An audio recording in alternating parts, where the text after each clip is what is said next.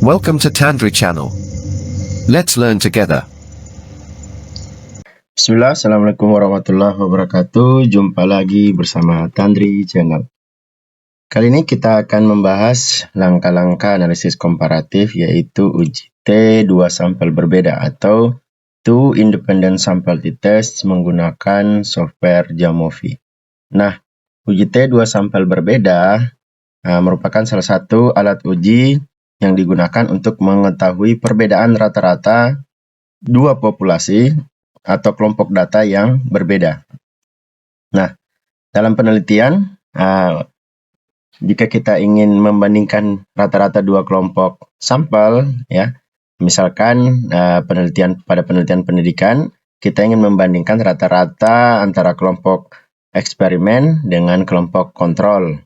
Nah, uji yang dilakukan yaitu uji dua sampel berbeda. Namun, ada beberapa asumsi yang harus dipenuhi, yaitu pertama, asumsi distribusi normal dan homogenitas varians. Jika tidak memenuhi asumsi distribusi normal, maka uji statistik yang digunakan adalah non-parametrik, yaitu Mann-Whitney U, Kolmogorov-Smirnov Z, Musis Extreme Reaction, dan uji Wald. Ya. Nah, sedangkan untuk homogenitas pun juga disediakan jika datanya tidak memenuhi asumsi homogenitas varians, ya. Nah, ini adalah rumusnya. Nah, uji normalitas yang dilakukan di sini nanti akan kita lakukan dua berdasarkan beberapa referensi, ya. Ada referensi dari Suwanda, ya, dan referensi yang lain. Nah, ini adalah uji statistik jika datanya homogen, dan ini jika datanya tidak homogen. Kita langsung saja ke analisis datanya.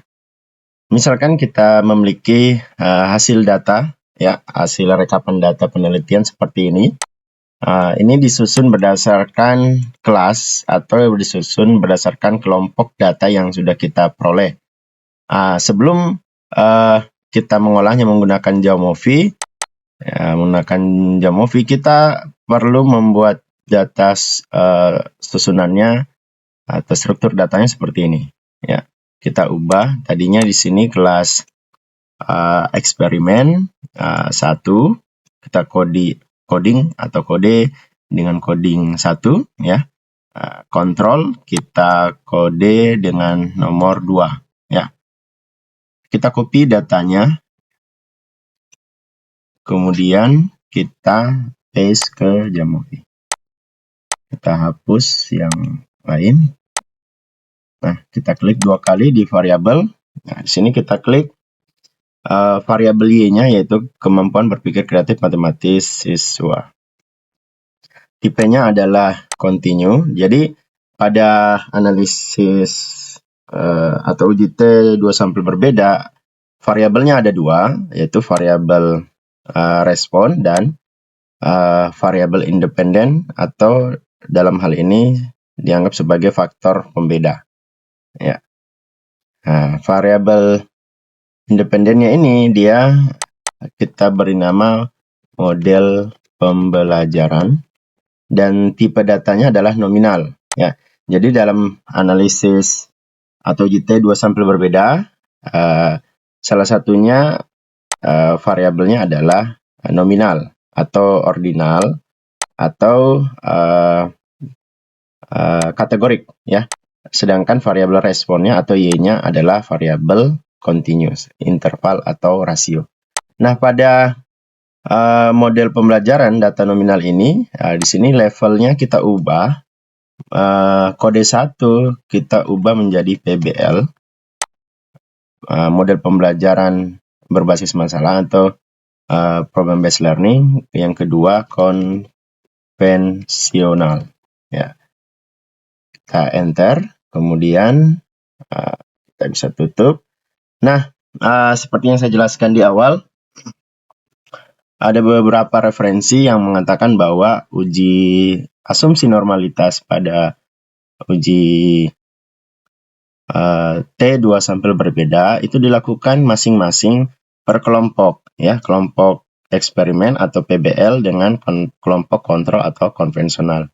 Nah, caranya dengan mengklik menu Analyze, Exploration, Descriptive, kemudian KBKM, variabel Y-nya kita masukkan ke variabel, model pembelajaran kita masukkan ke split by, kemudian statistik kita centang yang lain, kita fokus ke Shapiro-Wilk, ya, uji normalitasnya. Nah, di sini kita lihat bahwa data KBKM siswa yang diajar dengan model pembelajaran PBL itu nilai signifikansinya sebesar 0,194, begitu pula dengan konvensional 0,06, lebih besar dari 0,05, sehingga dapat kita katakan bahwa masing-masing datanya ini telah berdistribusi normal.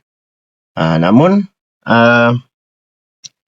referensi lainnya mengatakan bahwa yang diuji normalitas adalah keseluruhan data setelah digabung. Ya. Nah, ini menurut referensi, dan ini yang menurut saya yang paling kuat ya secara konseptual statistiknya. Jadi modelnya itu seperti model regresi, di mana persamaannya Y sama dengan mu rataan umum, nah ditambah error. Nah, errornya ini diasumsikan berdistribusi normal. Nah, inilah yang diuji. Tapi dalam penelitian ini kita tidak bisa mengeluarkan nilai error atau residual, sehingga dikatakan bahwa jika errornya berdistribusi normal, sebagai akibatnya Y-nya juga berdistribusi normal, sehingga menurut Suwanda yang diuji adalah data Y-nya, atau dalam data kita ini adalah kemampuan berpikir kreatif matematis siswa. Nah, di sini kita langsung analisis, ya, kita klik Analyze, t-test, Independent Sample t-test, kemudian masukkan KBKM ke dependent variable, model pembelajaran ke grouping, kemudian kita centang effect size, kemudian asumsi homogenitas, normality, sama Kiki plot. Ya, kita biarkan hipotesisnya adalah hipotesis dua pihak. Kita juga bisa memilih satu pihak kanan atau pihak kiri. Ya. Dalam hal ini kita pakai dua pihak. Nah, kita lihat asumsi normalitasnya, ya, berdasarkan uji Shapiro-Wilk, ya, Kolmogorov, Anderson, Darling, semua nilai probabilitasnya itu lebih besar dari 0,05. Ya, ada Shapiro-Wilk 0,47, Kolmogorov 0,819, Anderson, Darling 0,649. Lebih besar dari 0,05, sehingga dapat kita katakan data kita telah memenuhi asumsi distribusi normal. Nah, kita juga bisa lihat dari Kiki plotnya, ini semua datanya berada di garis miring ini, ya. Ini menandakan bahwa data kita telah berdistribusi normal. Nah, asumsi kedua yaitu homogenitas varians, ya. Jadi kita harus menguji homogenitas dari varians antar kelompok. Ya, kita lihat di sini berdasarkan nilai probability uji Levem, ya, itu sebesar 0,998.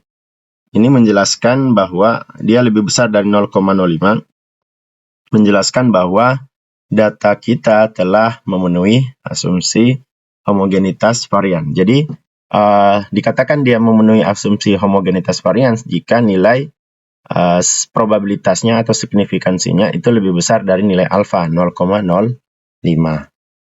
Nah, selanjutnya karena asumsi normalitas data dan homogenitas data telah terpenuhi, kita bisa menginterpretasikan hasil output dari independent sample t-test. Nah,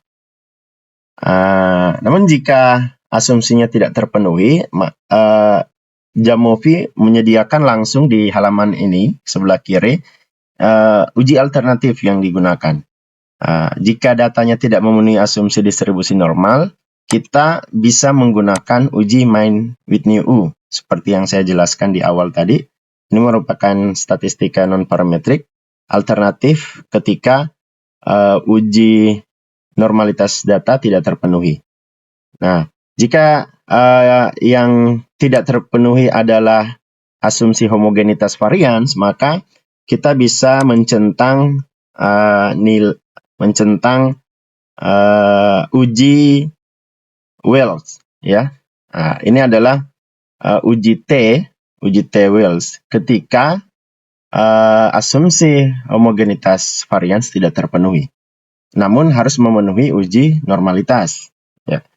Jadi tetap uji normalitas. Jika datanya normal tetapi tidak homogen, maka yang digunakan adalah uji Wells T. Namun jika datanya tidak normal, ya kita menggunakan uji main with new U tanpa memperhatikan uji homogenitasnya lagi. Ya, karena data kita telah memenuhi uji asumsi homogenitas dan normalitas, maka uji yang kita gunakan adalah uji student T, ya, uji T student. Ya. Nah, di sini kita lihat nilai probabilitasnya sebesar 0,004, lebih kecil dari 0,05, sehingga berdasarkan referensi kita, ya, jika nilai signifikansi atau nilai p-value-nya lebih kecil atau sama dengan alfa 0,05, maka dapat dikatakan ada perbedaan yang signifikan atau tolak H0. Artinya bahwa kemampuan berpikir kreatif matematis siswa yang diajar dengan model pembelajaran PBL itu berbeda dengan kemampuan berpikir kreatif matematis siswa yang diajar dengan model pembelajaran konvensional. Nah, kalau kita melihat dari nilai rata-ratanya, ya, kita keluarkan nilai deskriptifnya. Di sini rata-rata KBKM siswa yang diajar dengan PBL itu lebih tinggi, 77, sedangkan konvensional 69. Artinya bahwa dia berbeda dan PBL lebih baik dibanding konvensional dalam hal pengaruhnya terhadap kemampuan berpikir kreatif matematis siswa. Nah, untuk melihat seberapa besar pengaruhnya, kita bisa melihat effect size dari nilai Cohen's d. Di sini ada nilai sebesar 0,749. Nah, berdasarkan referensi Cohen, ya, dan referensi dari Kartika dan Harjono, nah, 0,749 ini itu masuk pada taraf besar, ya, efek yang besar. Artinya pengaruh model pembelajaran besar dalam mempengaruhi kemampuan berpikir kreatif matematis siswa. Itu sebesar 0,7491-an. Nah, itulah langkah-langkah analisis komparasi, yaitu independent sample t-test menggunakan software Jamovi. Mudah-mudahan dapat membantu penelitian dan mudah-mudahan dapat bermanfaat. Sekian, Assalamualaikum warahmatullahi wabarakatuh.